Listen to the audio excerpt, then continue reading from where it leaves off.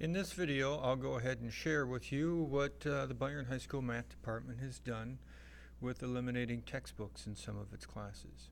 But we are Byron High School. We're a small town in southern Minnesota near Rochester. We have about 530 students, 9 through 12, and we're focused on maximizing learning for all. Now, the bidding adieu to textbooks all started in the school year of 2009-2010, but was in full swing in summer of 2010, where we worked hard at developing our own curriculum. And then it was in full swing in the fall of 2010. We were not aware of anybody in the southeastern Minnesota doing this, but we figured there were other schools across Minnesota doing this, and many schools across the nation. So we were very surprised when Intel awarded us their top prize of Intel School of Distinction for High School Mathematics. Intel is looking for innovative math and science programs that can be easily replicated across the country that show excellence in math and science education. So why would we go about developing our own curriculum without textbooks? Well, we knew that the whole dynamics of learning is changing. It used to be that learning occurred by somebody standing in front of the room dispensing information to students. Those students had a one-time shot to be able to catch that information and learn that from the person dispensing the information. If the student spaced out or didn't quite follow it, they were kind of up a creek. However, the dynamics of learning are changing. Students are now able to learn how and when they want with all the numerous videos on the internet. Students are not locked into just learning from that one person dispensing information in the front of the classroom. Well, this is kind of what a traditional classroom has looked like for years and I don't know about centuries, but decades at least. However, this is not really our students anymore. We are really dealing with the iPod generation, where our students are embracing technology, and technology is really changing the way that many of our students are thinking and even learning. We had the perfect mathematical storm. We had old textbooks that were out of date, worn out, our students never read, and only used for homework problems. Plus, we had no money. Our district had just cut more than $1 million from our budget, and we are second from the bottom in state funding. Yet, we had just been recognized nationally for high test scores with a National Blue Ribbon Award in 2010. Our math department is always looking for ways to change and improve. So, as a department, we had the idea of not using textbooks and writing our own curriculum. We knew that even if we did have money to buy textbooks, that any textbook would really only be 70% of our standards. 30% of that book would not be in our standards. So why would we want to spend money on a book where 30% of the material did not really even apply to where we are and our state standards? So how did we go about this whole process? Well, new problems like we had require a new solution. We first of all started out with our state standards. We took our state standards, we printed them out, and then we cut them up into small pieces of the individual standards and rearranged them so that we could get them into different classes in Algebra 1, Algebra 2, and a geometry course. Now, we are teaching to the standards, not the test, and there's a big difference there, but that'll be discussed in another video. Now, we took each standard, aligned them to a particular course. We then went ahead and decided which standard or when the standard was going to be introduced, mastered, and reviewed. Some of the geometry standards, it's all within that same course. Some of the algebra standards are introduced in Algebra 1, they're mastered in geometry, and then they are reviewed in Algebra 2. When you teach the standards, you end up having more time to really focus on teaching the content that is needed. Here's a general overview of what we did and how we did it. First of all, this was a staff, teacher-led initiative. So we all had buy-in. This was not a top-down initiative. Our tech person also decided to purchase and install our own Moodle server. Our tech person is very excellent, and she trained us all on teaching with Moodle and the best practices of teaching with Moodle. It required a lot of time, and we were lucky enough to have a lot of free or relatively free resources on the internet to help us along this process. Now, the internet is how we were going to deliver a lot of our curriculum. We'd been using smartboards for years, and for several years we'd been recording our videos for when we were going to be gone so that the sub could play our videos back. But we just started placing our videos on YouTube. And then we were just trained in Moodle and the best practices of teaching with Moodle, so we started embedding our videos within Moodle. Then we also came across the CUDA software. CUDA software is very powerful, very user-friendly, and very inexpensive for what you get. And that allowed us to be able to generate many of the homework problems and test questions and quiz questions. There are also other resources out there like CK12. We could have used one of their textbooks, but we didn't want it to be, I guess, locked into another textbook, even though it is open source and online. But we did use CK12 for a few things as a resource that did not match with our state standards in CUDA. So what really is CUDA?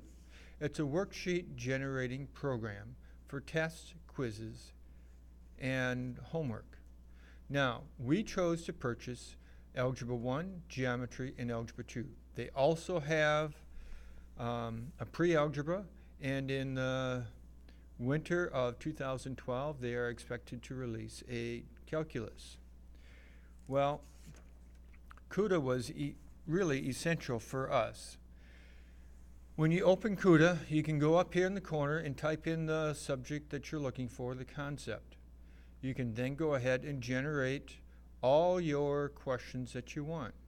You can actually take multiple assignments, merge them all into one, reduce the number of questions, and then you have your quiz or your test all based on the homework. Now, CUDA is very user-friendly. When you actually click on one of the topics that we had in the upper right-hand corner, it's going to open a window like this here. You can select how many questions you want. You can do some basic customization of easy, medium, and hard questions. You can select whether free response or multiple choice. If you want more customization besides the easy, medium, and hard, you can then go down here and you can move the bar, and it changes the sizes of the numbers that are there. You can have exact versus decimal. You can have leading coefficient 1, leading coefficient not being 1. You could have either. You could have all on one side, not all on one side. Imaginary solutions included or not. Do you need to involve fractions or not? And so CUDA allows you to really customize things for where your students are, where your students' needs are, and what is the expectation level of your class.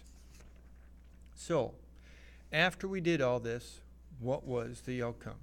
Well, essentially we ended up with a living, breathing curriculum that can easily adjust and change either as our state standards change or as our students' needs change. And our curriculum fits perfectly with our state standards versus buying an expensive textbook where 30% of that book would not match our standards.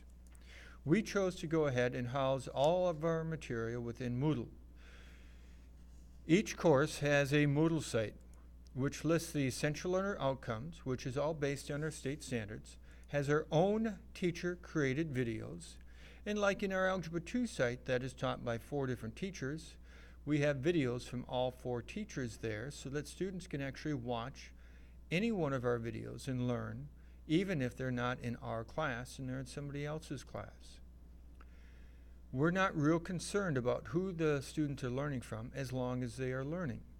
As teachers, we've discovered when we have multiple teachers teaching the exact same lesson, it really becomes a best practice situation where we can watch and learn from each other teach the exact same lesson without needing to be in that classroom watching them teach it.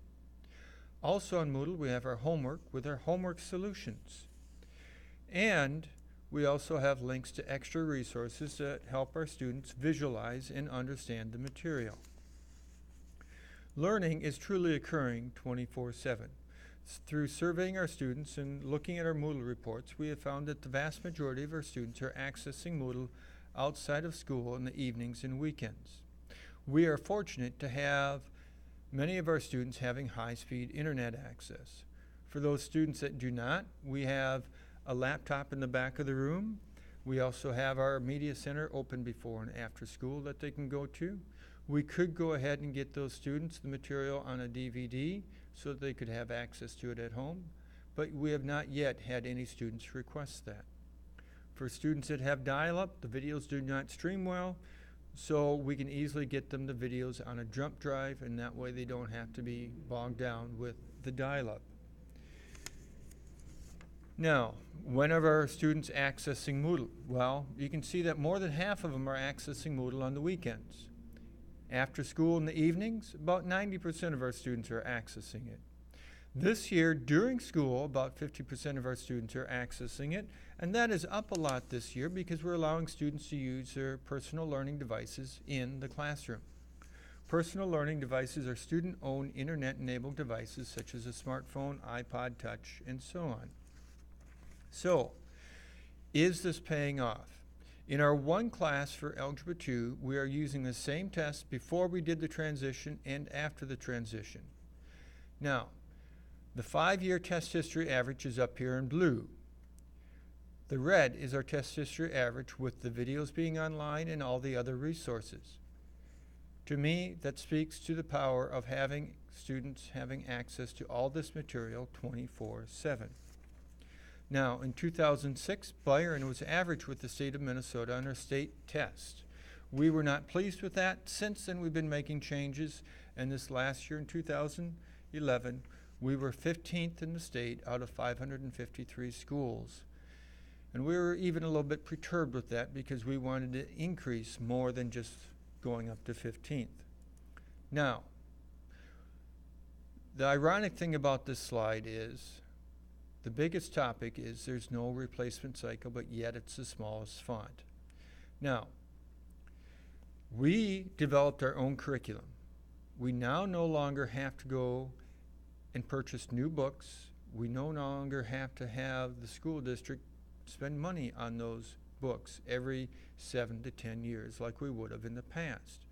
Now, we developed our own curriculum without textbooks for Algebra 1 and Geometry. We figured we saved our district about $27,000 if we would have had money to buy the books. What we did, though, is we did receive a $5,000 innovation grant from our Byron Fund for Excellence in Education, which is a part separate from our school. That paid for the cost of CUDA, which for us, for a 3-year site license on CUDA for our 3 curriculums, was $767. And that also then helped us cover some of our time. Because when we wrote our curriculum, we met throughout the whole summer. We met every Friday for 4 hours to touch base with how we were all doing. But we did the vast majority of the work from home and during the week and just coming back together on Fridays. That $5,000 helped cover some of our time. We figure we ended up getting about, I'd say about $1 an hour for our time, which for us as a department, we were going to do this whether there was money there or not. So we very much appreciate our administration supporting us with this.